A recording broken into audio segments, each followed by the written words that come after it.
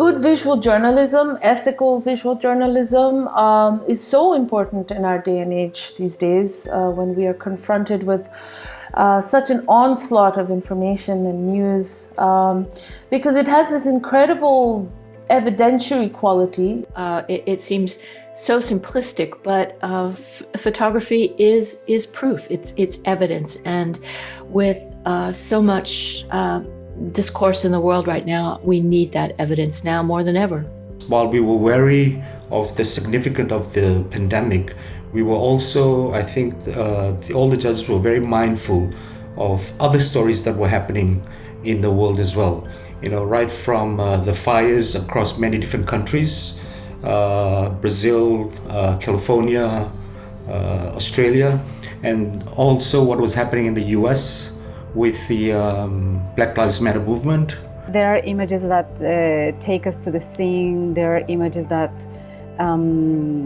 take us to the people's lives, make us part to this subject's life. We wanted to reveal something that is unseen and interpret it in a very strong photographic way. And I do believe that we also managed to do this. Who telling stories from the heart? We've been discussing a lot about these issues, and finally we got amazing project and single pictures. I want to have an image to bring discussion and to have some unity together to find a solution, whether it's a problem or celebrating it, whether it's a success of humanity.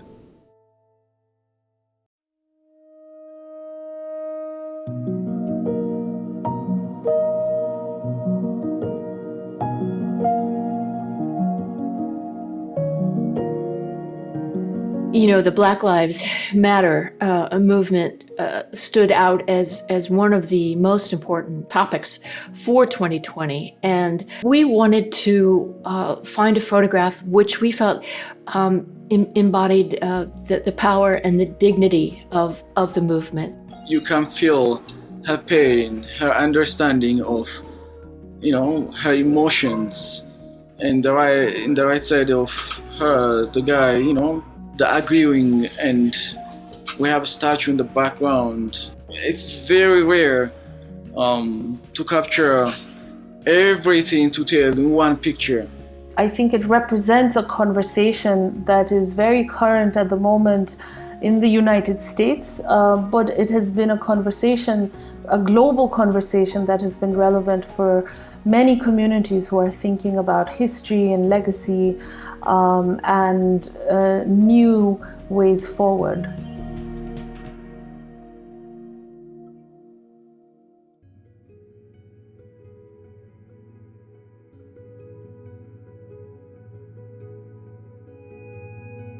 The story captures the most recent conflict that has taken place in Nagorno-Karabakh. I think it's one of the most human representations of war that I have seen in a while. This is the magic of photojournalism. When you have a photo like this, you can see pain in this man, and you can have a curtain from the face of the woman, and you can think about the future through the background and the composition of the photo. When we're thinking about war pictures, we see soldiers, fire, guns, this heavy machinery. But now you see this family, how much impacting from the war. It really gives you a sense of what daily life and what daily loss looks like in quiet ways, in ways that are away from the eyes of the world.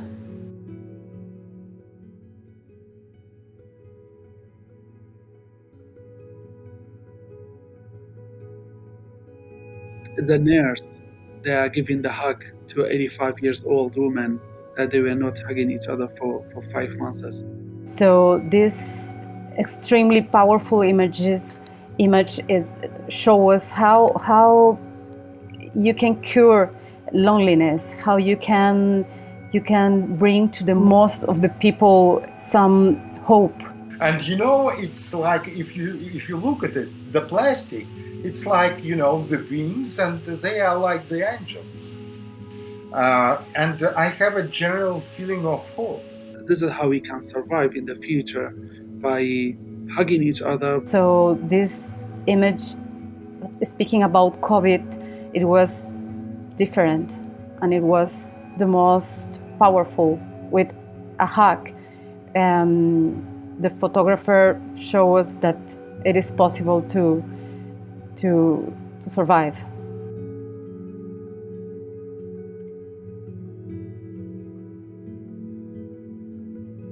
This is a very beautifully made portrait of a transgender man and his girlfriend in a very sort of vulnerable moment.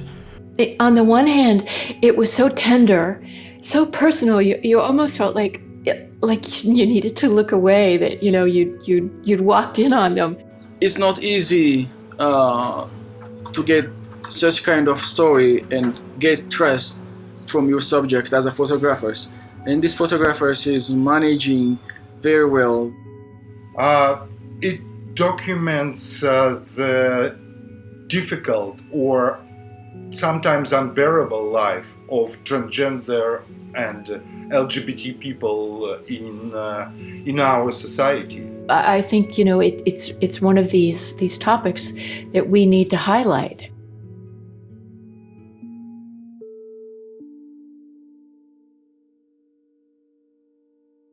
The story is about the desert locust invasion in East Africa. I think we were all drawn to not only the energy, but this sense that this was humanity engaged in this particular instance against nature. So it just had a very different take on environmental photography.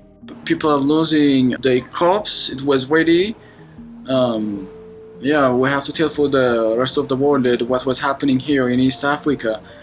Plus the COVID, we have this crisis. You have everything here, you have the COVID, you have the invasion of the locusts, and you have a man who tries to confront them, and this is the battle.